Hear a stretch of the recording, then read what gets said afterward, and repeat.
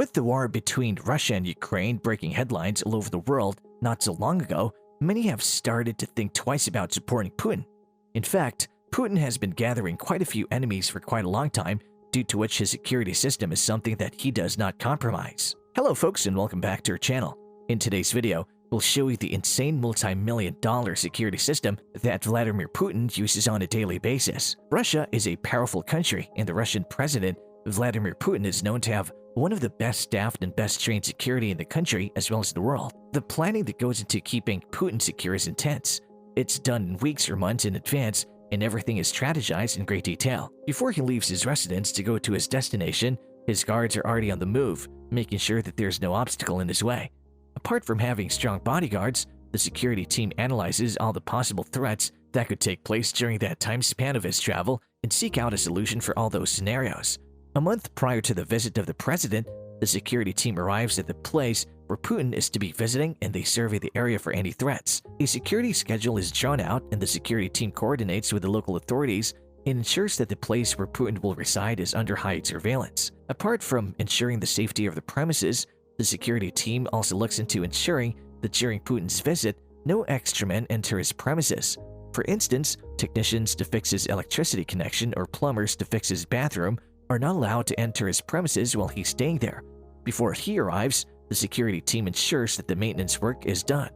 Apart from this, the security team has its own IT team that comprises of technicians and engineers who look into more modern threats such as cyber threats and so on.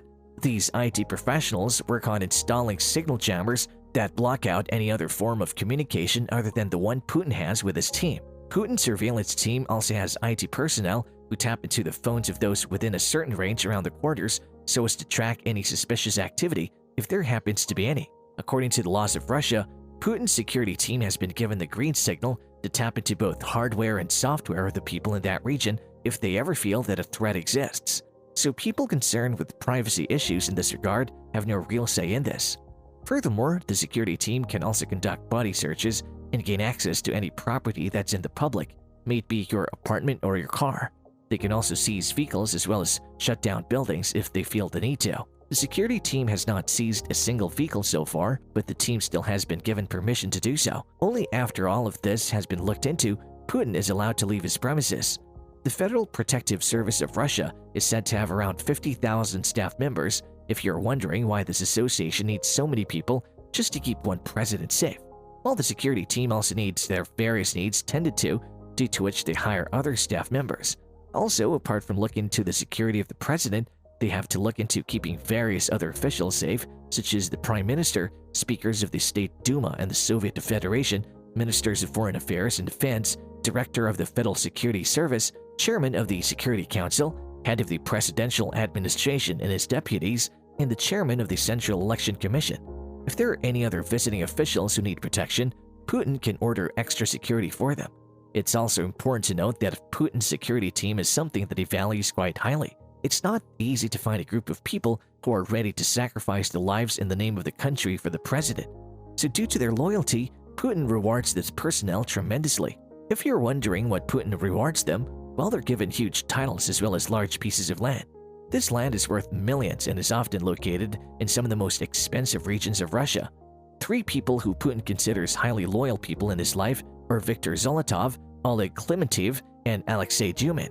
They had accompanied him on his trip to Helsinki in 1999 and had been so helpful in keeping Putin secure that they were hired to look into the security team for many years. At one point in time, the news even stated that during one of Putin's trips, a bear was on the loose on the mountain retreat at which they were staying. These bodyguards scared away the bear and did whatever they had to do to get rid of the bear. As of now, these 3 are no longer a part of Putin's security team, but hold other high titles such as governors, commanders, and even ministers.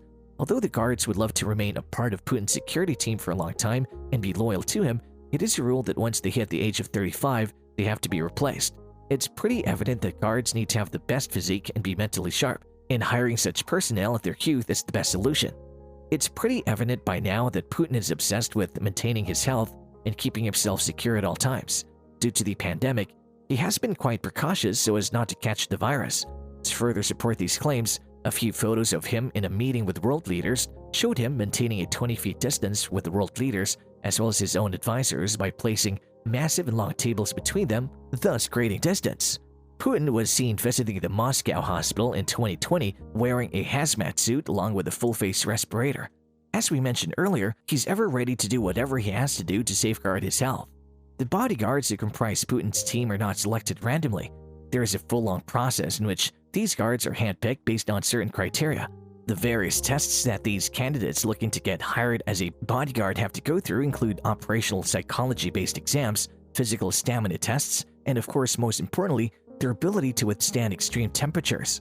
The bodyguards of Putin have their own special briefcases that function as a protecting shield if the need ever arises. These briefcases also comprise Russian-made 9mm SR-1 Vector pistols loaded with armor-piercing bullets. Whilst traveling, the security team is on high alert and they travel with Putin on a vehicle that's surrounded by heavily armored vans that are said to carry military special operators armed with AK-47s, anti-tank grenade launchers, and portable anti-aircraft missiles. As soon as he steps out of the vehicle, there are 4 rings of security who guard him.